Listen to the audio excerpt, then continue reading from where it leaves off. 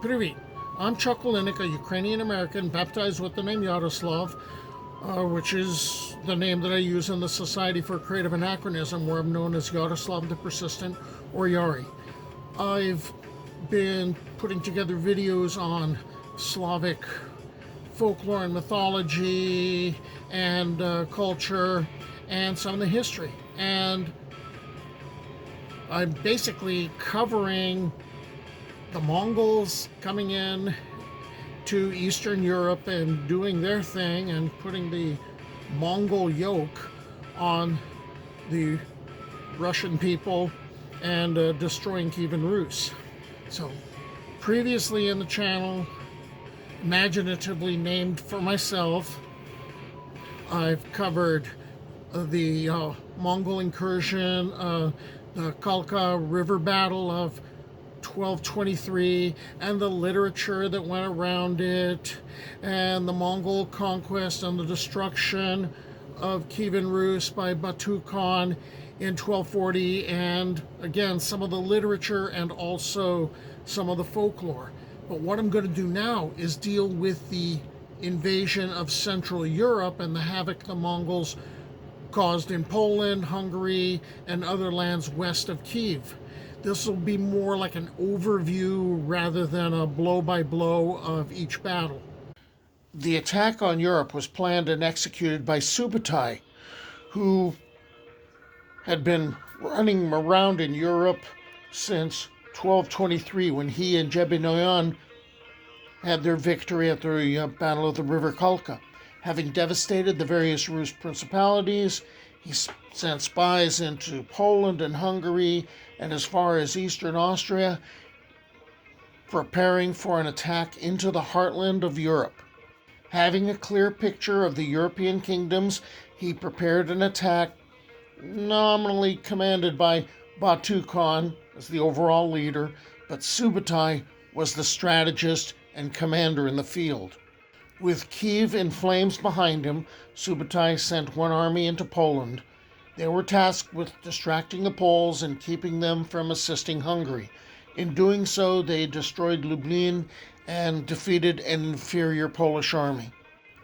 For this first invasion of Poland, the decisive battle happened on April 9th, 1241 at Legnica. One of the most powerful contemporary dukes of Poland, in fact, he had the title High Duke of Poland and Duke of Silesia, Henry II the Pious, gathered his forces and allies around Legnica. Henry, in addition to his own forces, was aided by Mieszko II the Fat, as well as remnants of Polish armies defeated in other places and members of military orders and small numbers of foreign volunteers. Henry, in order to gather more forces, even sacrificed one of the largest towns in Silesia, Wrocław, abandoning it to the Mongols, trying to buy time. Henry was also waiting for Wenceslaus I of Bohemia, his brother-in-law, who was coming to his aid with a large army. In fact, Henry outnumbered the Mongols. The Polish forces in total were far larger than the two Mongol Tumens, 12,000 to 20,000 men, assigned to defeat them. The Mongols attacked from multiple directions before the Polish armies could merge into one united force. A charge by European knights appeared to cause a section of the Mongol line to rout, and that led Henry II to commit his cavalry to chase them. However, the Mongols merely had lured the knights away from their supporting cavalry, doing the feigned retreat, and used a smokescreen to prevent the infantry and remaining cavalry from seeing their more advanced knights being surrounded and massacred. Once the Polish and the German knights were killed, the remainder of the Polish army was pretty vulnerable and it was easily encircled.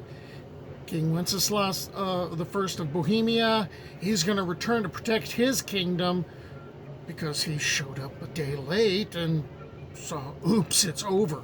And so he gathered reinforcements from Thuringia and Saxony on his way back, and he stationed his troops in the mountainous border regions of Bohemia.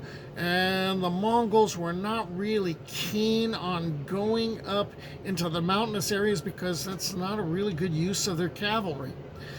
And basically, what ended up happening when the Polish army got killed was that pretty much convinced the Bohemian army it's going to defend its own homeland rather than helping King Bela IV's beleaguered Hungary.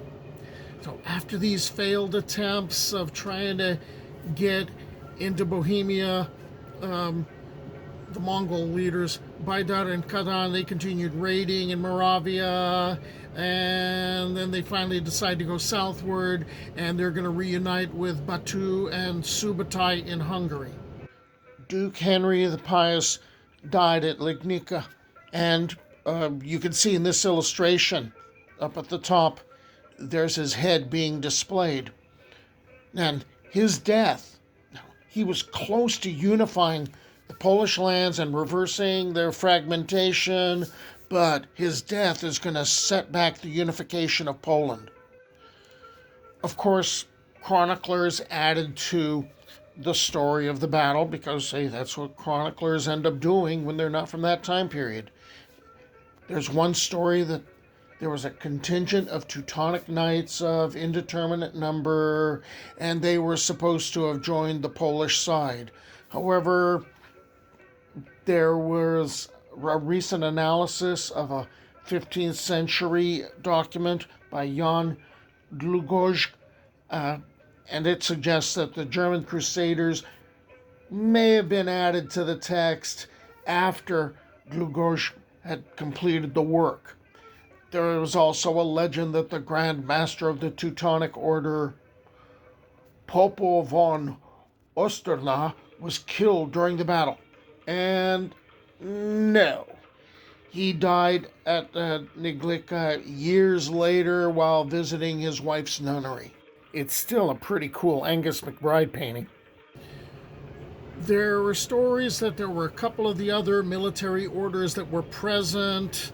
The Hospitallers were supposedly at the battle, except that's probably just as big a fabrication as the Teutonic Knights. And apparently the Templar contribution, there actually was one, but it was like really small. And afterwards, their losses were given as like 9 brother knights, 3 sergeants, and 500 men, according to their use of the term. So that means probably like laity in arms from the local secular diocese. So far we have the northern force that the Mongols sent in to Poland. They won the Battle of Lechnia, and there was another army that had gone into Transylvania. Well, now those two armies are going to reunite with Subutai on the Hungarian plain. And the 1241 Mongol invasion, at first it affected Moldavia and Wallachia, so it's like east and south of the Carpathians. Tens of thousands of Wallachians and Moldavans lost their lives defending their territories from the Golden Horde. Crops and goods plundered from Wallachian settlements seem to have been a primary supply source for the Golden Horde, and the invaders killed up to half of the population and burned down most of their settlements. And pretty much that's going to destroy much of the cultural and economic records of the time period. The Hungarian army arrived and encamped at the Saho River without having been directly challenged by the Mongols. The Mongols, they had their positions largely hidden, and they began their attack the next night. And after heavier than expected losses inflicted by the Hungarian crossbowmen, the Mongols made a change in strategy, and they routed the Hungarian forces rapidly. A major Hungarian loss was imminent, and what the Mongols did is they intentionally left a gap in their formation to permit the wavering Hungarian forces to drive for the gap. And as they were fleeing, they spread out. And that left them unable to effectively resist the Mongols as they picked off the retreating Hungarian remnants. While King Bela escaped with the help of his bodyguard, what was left of the Hungarian army was killed by the Mongols or drowned in the river as they tried to get away.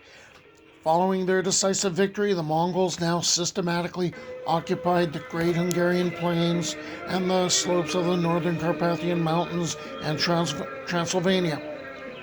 Where they found local resistance, they killed the population. Where the local folks offered no resistance, they forced the men into servitude in the Mongol army. Still, tens of thousands avoided Mongol domination by taking refuge behind the walls of the few existing fortresses or by hiding in the forests or large marshes along the rivers. The Mongols, instead of leaving defenseless and helpless people and continuing their campaign into Western Europe, they spent time securing and pacifying the occupied territories. On Christmas 1241, the costly siege of Esztergom destroyed the capital and economic center of the Kingdom of Hungary, forcing the capital to be moved to Buda. Alright, so the Mongols conduct widespread slaughter, and they're victorious in the Battle of Mohi against the Hungarian forces. And why aren't the Mongols going further? Well, they do try. Alright, they getting to Croatia and fortifications defeated them that were in, the mountainous countryside. But okay, that isn't the reason that they decided to quit and go home. They got news that the Grand Khagan Ogadai, right, the big honcho, he died in the previous year. I guess word finally traveled. And there were also disagreements between the Mongol princes Batu and Guyuk and Buri, and that's going to cause the descendants of the Grand Khagan